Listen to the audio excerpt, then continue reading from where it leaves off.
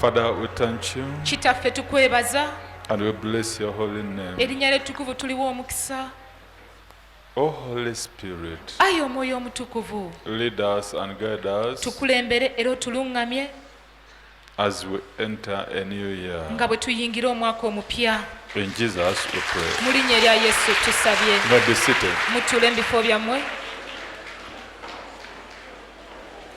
Say, I thank you, Jesus. Gamba nti nkwebaza Yesu I bless you. era nkuwa omukisa.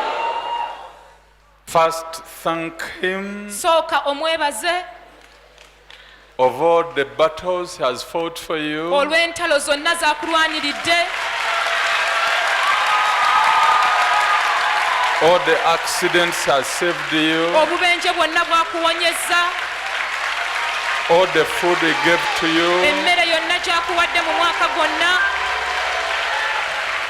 Before you jubilate for the coming year which you have never seen, Nga tonnajaganya olw'omwaka ogujja gw'otalabangako. say, I thank you, Jesus. Gamba nti nkwebaza Yesu I bless you. era nkuwa omukisa. There are so many things you haven't been able to do well. Waliwo ebintu bingi by'otasobodde kukola bulungi, Your shortcomings, by'osobezza. ask Him to forgive you. Musabe akusonyiwe. There are difficult questions you cannot answer, Waliwo ebibuuzo ebizibu ennyo by'otasobola kwanukula, which have defeated you. ebikulemye. Why did you do this? Lwaki wakola bw'oti? Ye lwaki wakola kino? I'm sorry. Mune munsonyiwe nnyo lwa. But you cannot answer why you did it. Naye nga tosobola kwanukula lwaki wakikola oba Even lwaki you say, why wakikoze. did I do this? Naawe ne weebuuza ye lwaki These nakoze are the kino. questions Bino you nno are byebibuuzo. handling to Him Bye bino ebibuuzo by'omukwasa to answer them for you. okubikukwanukulira Because they are difficult. kubanga bizibu. You are a woman, you are not producing. Oli mukazi tozaala, What happened to you? wabaaki? You cannot answer this question. Tosobola kwanukula kibuuzo kino. This is the question Kino now, nno kye difficult. kibuuzo ekizibu You should give Him ky'oteekeddwa to okumukwasa handle. ye abikwasaganye. When He will give you the answer, Bw'anaakuwa eky'okuddamu you tell the people, ojja kutegeeza abantu, I was blind, nali muzibe w'amaaso but now I see. kaakano ndaba, I was barren, nali mugumba now I have a baby. kati nina I omwana, was poor, nali mwavu now I'm rich. kati ndi mugagga. Lord Jesus, Mukama Yesu, answer this question for me. era ebibuuzo bino.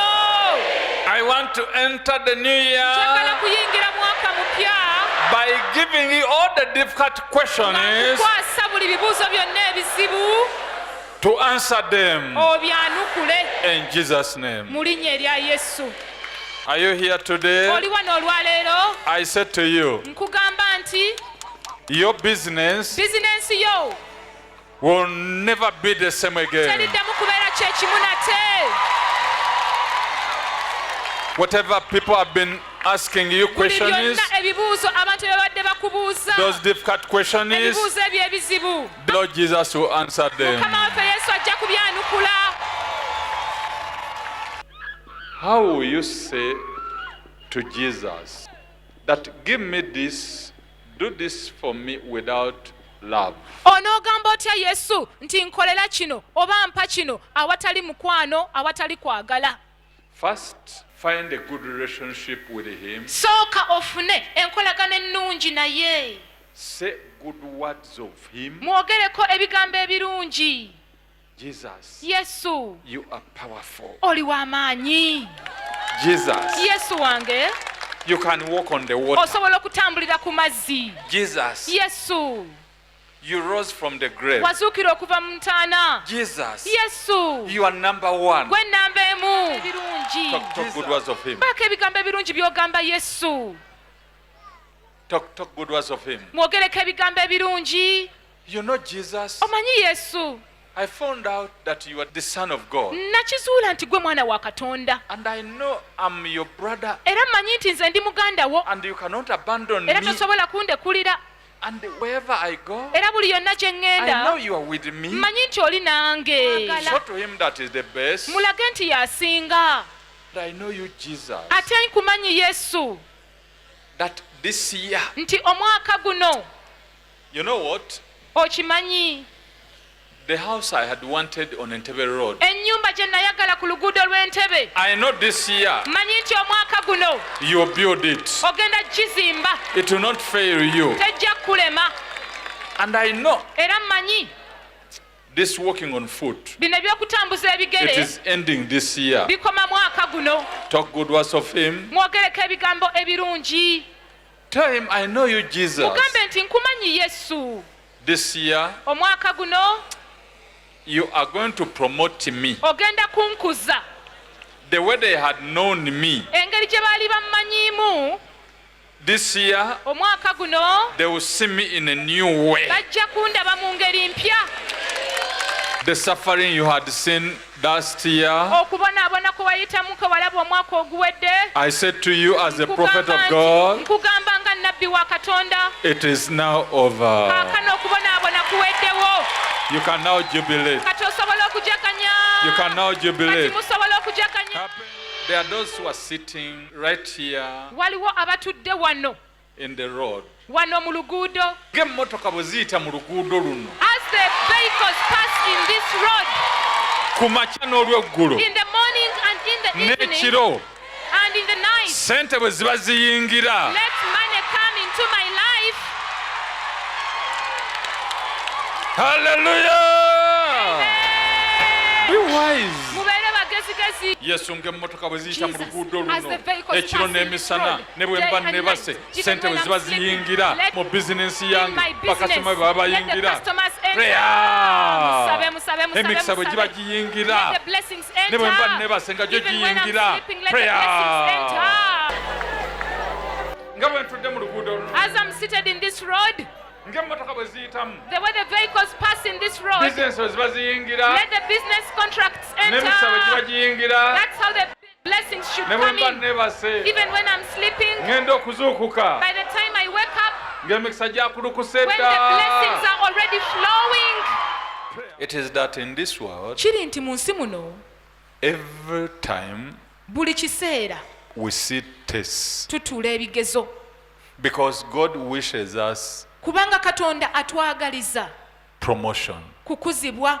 He doesn't want you to be the same way you were in the old year, Tayagala obeere mu ngeri y'emu, mu mbeera y'emu nga bwe wali mu mwaka omukadde, but you cannot be promoted naye tosobola kukuzibwa without a test. awatali kigezo. And your test will not be given to another person. Ate ekigezo kyo tekijja kuweebwa muntu mulala. If it is given to another person, he will be promoted and you'll be left Bwe down. kiweebwa omuntu omulala ajja kukuzibwa gwe olekebwe wansi. Because some of these issues Kubanga ezimu ku nsonga zino were planned before you were born. zaategekebwa dda nga tonnazaalibwa, The things you pass through, n'ebintu by'onooyitamu, the tests you sit ebigezo by'onootuula until the day you go to heaven. okutuuka ku lunaku lw'oligenda mu ggulu. Others are to teach you, Ebirala bya kukusomesa, others are to teach other people. ate ebirala bya kusomesa bantu balala. It is all prepared. Byonna byategekebwa, Either you pass it oba oyita ekigezo ekyo or you fail it, oba okigwa, but they are all before you. naye byonna byonna biri mu You maaso may go. see that the test your father sat or your mom, Oyinza okulaba nti ebigezo maama wo oba taata wo bye yatuula, you are sitting the same. naawe otuula ebigezo bye bimu. And when you see somebody has got a problem, Ate bw'olaba nti waliwo omuntu afunye it obuzibu, is just a test. kigezo bugezo, Don't shout, toleekaana, because like that test is kubanga ekigezo On your ekiringa ekyo nakyo kiri ku menu yo. I hope you pass. Nsuubira nti ojja kuyita, I pray you pass. era nsaba oyite. Are you sick? Oli mulwadde, Barren? mugumba, What is your situation? oli mu Poor? mbeera ki? Oli I mwavu? know with Jesus, Mmanyi nti ne Yesu you are the winner. gwe muwanguzi, And this situation era embeera eno will promote you to another level. ejja kukukuza ekuteeke ku ddaala eddala. whereby God will use you. katonda wanasinziira okukukozesa. Hallelujah. Another greater thing. ekintu ekirala ekikulu. But don't hope for greater things if you have not passed the small naye things. tosuubirayo bikulu nga bino ebitono ennyo bikulemye okuyita. Man of God, I know this is a curse. Man of God. Masajja wa Katonda, Whether it is a manyi kino curse, ekikolimo oba kikolimo, the blessed Jesus will turn your curse Yesu into. Kristo eyaweebwa blessing. omukisa ajja kukyusa How will you ekikolimo kyo know that akifuula God omukisa. turns curses into Yo blessing n'omanya otya nti katonda akyusa ebikolimo n'abifuula omukisa when somebody has never cursed you? ng'omuntu takukolimirangako. Hey Jesus, I love you. Yesu nkwagala.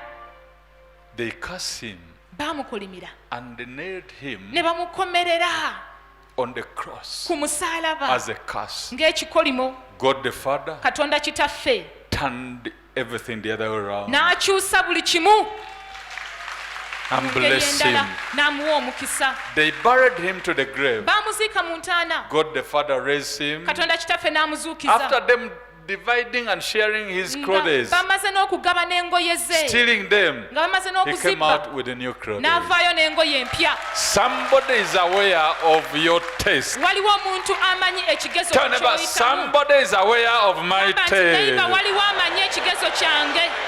Somebody is aware of my taste. waliwo omuntu amanyi ekigezo kyange.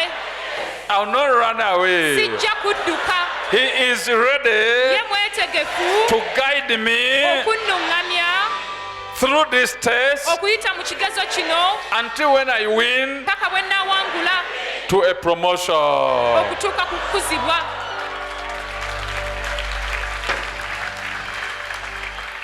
Say, Lord Jesus, gamba nti mukama wange Yesu, I know with you mmanyi nti naawe I will pass. nja kuyita. Say, oh Lord Jesus, gamba nti ayi mukama wange Yesu, as I did not sleep, nga bwe seebase decided to come and stand for you ne nsalawo okujja nyimirirewo day and night. emisana n'ekiro. Stand for me, oh Lord Jesus. yimirirewo ku lwange ayi mukama wange Throughout Yesu, all this happy new year. okuyita mu mwaka guno gwonna ogw'essanyu. Clap for Jesus. mukubire Yesu mu ngalo. Yes, muteero mu ngalo. Clap your hands for Jesus. This year, omwaka guno Yesu akutegekedde obuwanguzi obupya. Jesus has prepared for you a new success Bw'otolabanko mu bulamu which bwo. you have never seen in your life. Abantu bonna bagenda okwebuuliza. All the people are going to ask you, Y'ono oba tulaba mulala? is he the one or we are seeing someone else?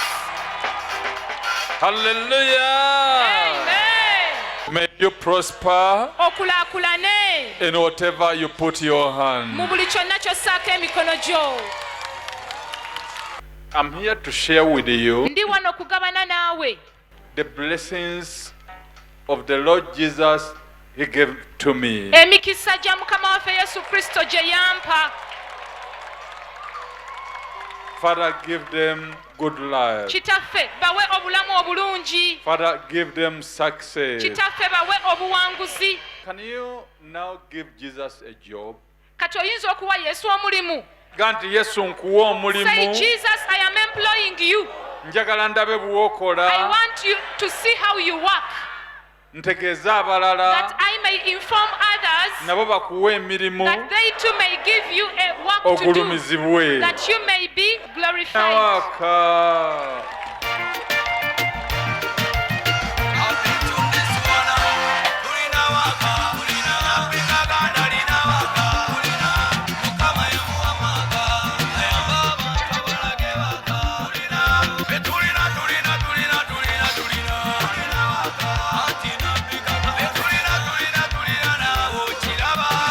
Akalulu ka Yesu.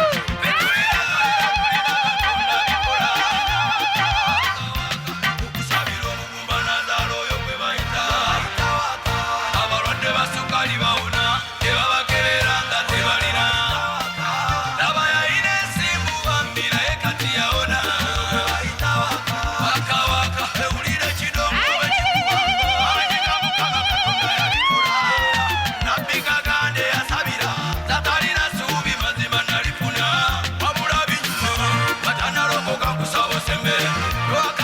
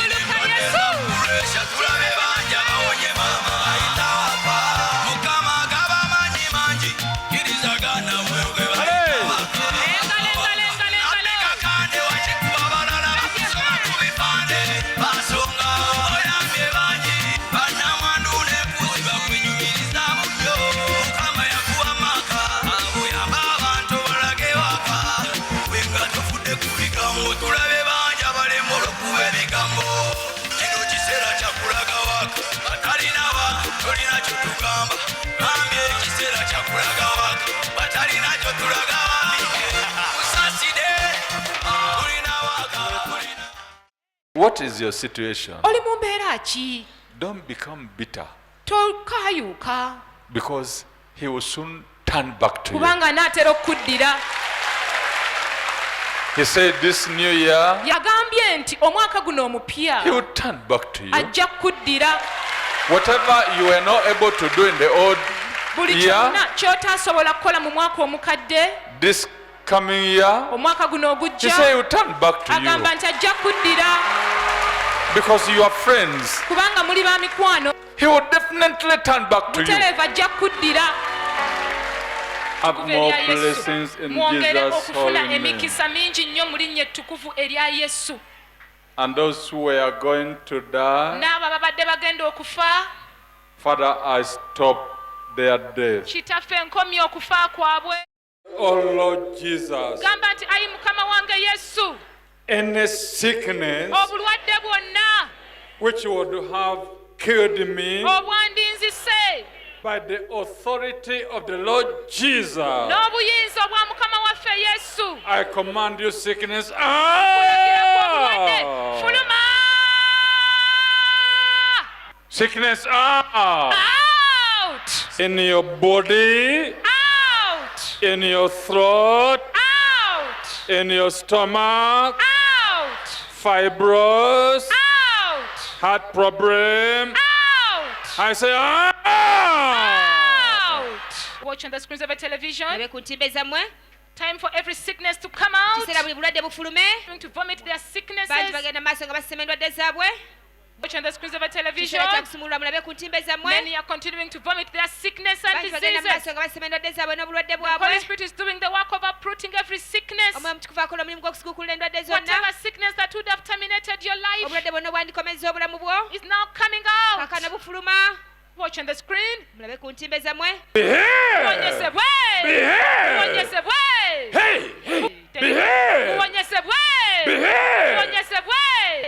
Touch where you feel the pain, Kwata buli w'owulira obulumi, where you feel the sickness. w'owulira obulwadde. I said behave. Muwonyesebwa. Behave. Muwonyesebwa. Watch on the screens of a television. mulabe ku ntimbe zammwe Watch our sister vomiting out her mulabe sickness. muganda afe asema obulwadde bwe Many are being touched right now bangi bakwatiddwako mu kaseera as they are kano receiving their healing in Jesus' nga name. bafuna okuwonyezebwa kwa mu linnya erya yesu Watch on the screen. mulabe ku ntimbe Sickness is coming out through the nose. endwadde zifuluma okuyita mu nnyindo Through the mouth. okuyita mu kamwa Our sister is vomiting it all muganda out. waffe zonna zisesema Watch on the screens of a television. mulabe ku ntimbe zammwe Many are continuing to vomit their sickness. bangi bagenda maaso nga basema endwadde zaabwe Holy Spirit is doing the work of uprooting omwoyo mutukuvu akola omulimu gw'okusiguukulula every sickness and disease. Say out. Out! Out. Out! Say Lord Jesus. Gamba nti Mukama wange Yesu. Buli ddogo lyonna Any witchcraft mu bulamu bwange in my life, mu linnya lya Yesu in the Omunazaaleesi, name of Jesus of Nazareth,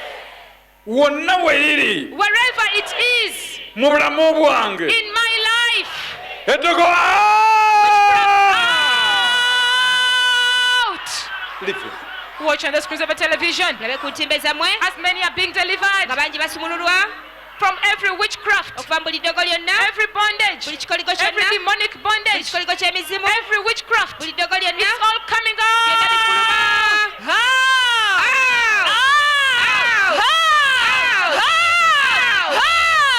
Watch on the screens of a television. mulabe ku ntimbe zammwe Ganti Yesu Omunazaaleesi, Say Jesus of Nazareth.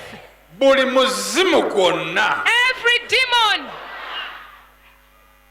mu bulamu bwange in my life ogubadde gunnumba that has been attacking me, wadde mu birooto, whether in the dreams, nkulagira I command you n'obuyinza bwa Yesu by the authority of Jesus, mu linnya lya Yesu in Omunazaaleesi, the name of Jesus of Nazareth, demon out! Witchcraft out! out! Out! Out! Watch as many are vomiting their sicknesses and diseases. bangi basema endwadde zaabwe Every root n'obulwadde cause of their problem is coming out. sibuka obuzibu bwabwe Every bufuluma demonic bondage is coming out. ebikoligo by'emizimu byonna bifuluma Watch on the screen of your mulabe ku television. ntimbe zammwe Many are continuing to be delivered bangi bangi bagenda maaso nga basumululwa by vomiting every pus and Nga basesema. poisonous fluids in their bodies. amasira n'amazzi gonna ag'obutwa agali mibiri gyabwe Kanti Yesu Omunazaaleesi, Say, Jesus of Nazareth, buli kyansiba kyonna whatever kept me in bondage, wadde kya famire, whether it is a family issue, nkulagira I command you mu linnya lya Yesu in Omunazaaleesi, the name of Jesus Christ of Nazareth. nta Lose your grip. prayer. Saba, saba, saba, saba, saba, saba, saba.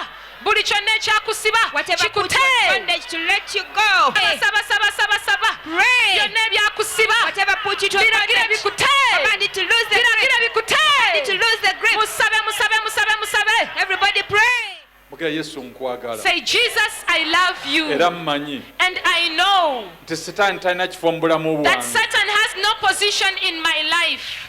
naguno omuzimu And even this demon, gwa kugenda kati. it must go right now. So in the name of Jesus, Kanti mu linnya erya Yesu, every demon buli muzimu gwonna put me in poverty, ogwanteeka mu bwavu, every demon buli muzimu gwonna of poverty ogw'obwavu in my mu life, bulamu bwange, I command you kulagira in Jesus' mu name, linnya erya Yesu, in Jesus' mu name, linnya erya Yesu, in Jesus' mu linnya name, erya Yesu, in Jesus' mu linnya name. erya Yesu.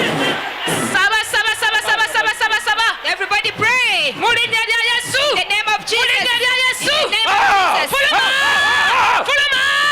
Fuluma! Fuluma! Ow! Fuluma! Ow! Fuluma! Buli muzimu gwonna ogwansiba Every demon that bound me, nkulagira mu linnya lya Yesu I command you in the Omunazaaleesi, name of Jesus of Nazareth. taa! Lose your grip. Taa! Buli muntu saba, lagira omuzimu gwo gwakusiba gukute. command that demon that put you to bondage to lose Pray. its Saba, saba, saba, saba, saba. Buli Pray. muzimu gwonna ogwakusiba, Any demon that put you to gulagire bondage gukute. Mighty name of Jesus. Mu linnya ery'amaanyi ga Yesu. Come on, come on, come on. Fuluma!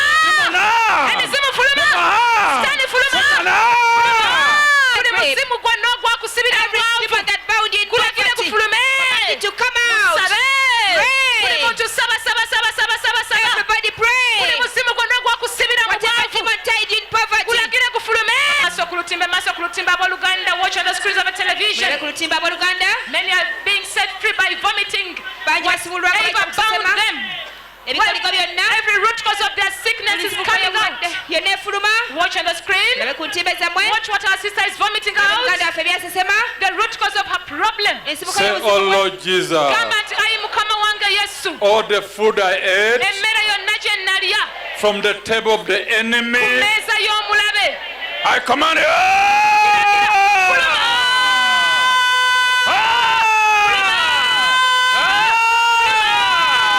I command you. out out out out out out out out out Every witchcraft. Eddeko lyonna,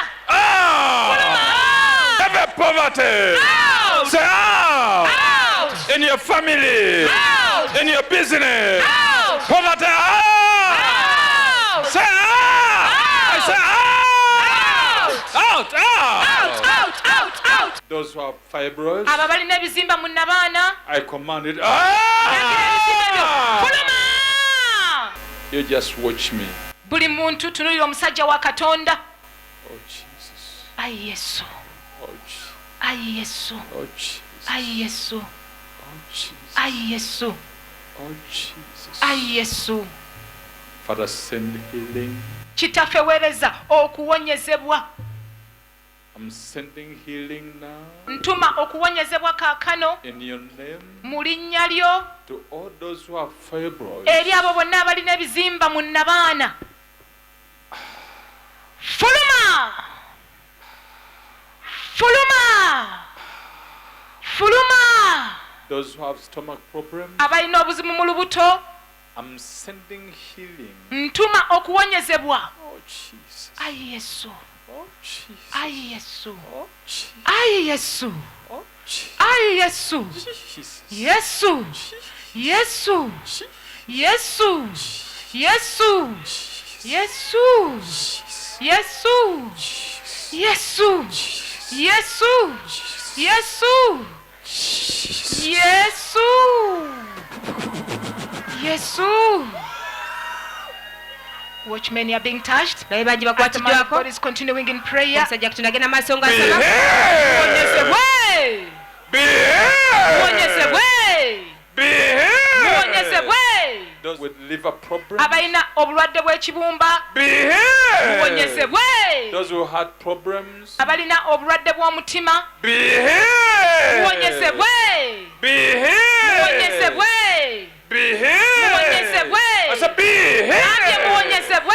I'm sending hearing right now. Ntuma okuwonyezebwa By kaakano. the name Jesus. N'erinnya Yesu. Healing touch. Okuwonyezebwa bakwateko. Touch them. Bakwateko. Bakwateko. Bakwateko. Touch them. Bakwateko. Jesus. Yesu. I receive. Oh, Jesus. Ai Yesu. Those who have witchcraft in their lives, Abalina eddogo mu bulamu bwabwe. I assure you at this moment, Mbakakasa mu kaseera kano. as I touch my chest, Nga bwe nteeka omukono gwange mu kifuba kyange. I command that witchcraft. Ndagira eddogo eryo.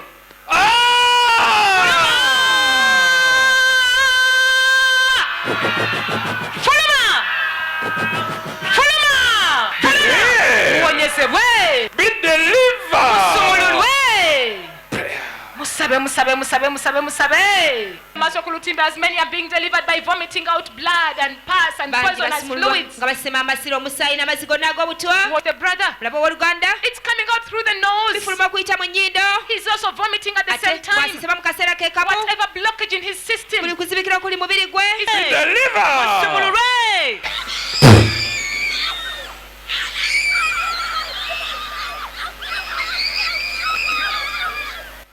Kiseera kya kusumululwa, kiseera kya kusumululwa. time for deliverance You can watch on the screen as many are touched, brethren. olabe ku ntimbe From zaabwe bangi every corner bakwatiddwako of the okuva mu church. bitundu ebyenjawulo The demons eby'ekkanisa are being exposed for their destruction emizimu gyolesebwa ku lw'okuzikirizibwa kwagyo by the fire of the Holy Ghost. omuliro gwa mwoyo mutukuvu Say Holy Ghost! Omwoyo omutukuvu. Holy Ghost! Omwoyo omutukuvu. Look at me! Nengera. In your mercy! Saasira kwo. Deliver me! Sumulula. In Jesus' name! Linnya erya Yesu. Holy Ghost! Omwoyo omutukuvu. Deliver my family! Sumulula famire yange.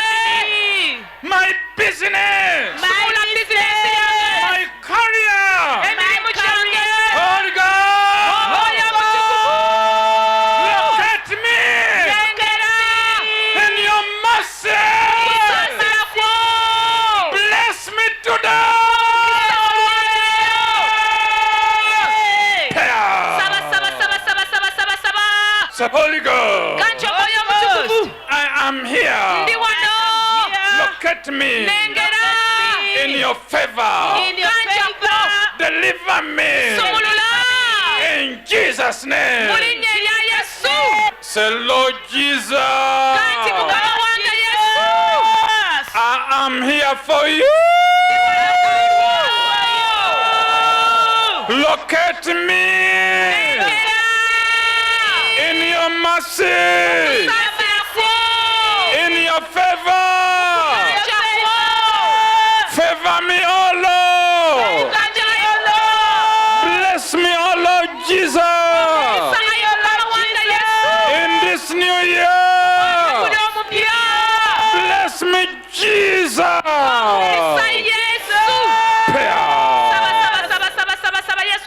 Yesu mu mwaka guno omupya. ask Jesus to bless you in this new year Be blessed! Weebwa omukisa. Be healed! Receive. The blessing you have never touched in your life. omukisa gw'otakwatangako mu bulamu bwo I stretch my hand in Christ Jesus' ngolola mighty omukono name. gwange mu linnya ery'amaanyi lya yesu kristo This year, omwaka guno receive this blessing. funa omukisa guno Touch, touch, touch, touch, touch, gukwate touch, gukwate touch, gukwate touch, touch, touch, gukwate touch, gukwate touch, gukwate touch. gukwate gukwate Those who have never driven their cars, mwe abatavuganga mmotoka zammwe receive it in Jesus' name. emmotoka yo gifune mu linnya erya Those who have yesu never built their houses, abatazimbanga mayumba receive your gammwe house in Jesus' funa name. ennyumba yo mu linnya erya yesu Those who have never been abroad, abatalinnyanga ku nnyonyi begin your journey in Jesus' tandika name. olugendo lwo mu linnya erya yesu Those who wants to be promoted, mwabagala okuzibwa whether soldiers, whether police, musirikale oba poliisi be promoted in Jesus' holy name. kuzibwa mu linnya ettukuvu erya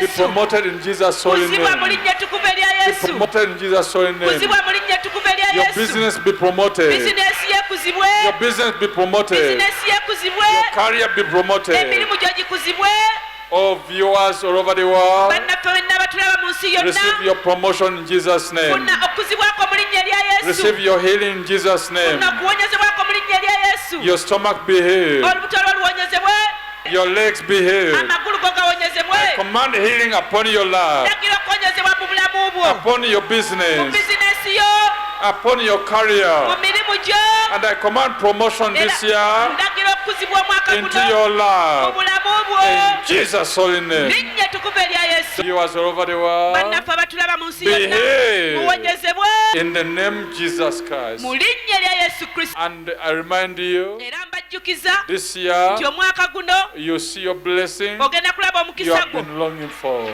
gw'obadde oyayanira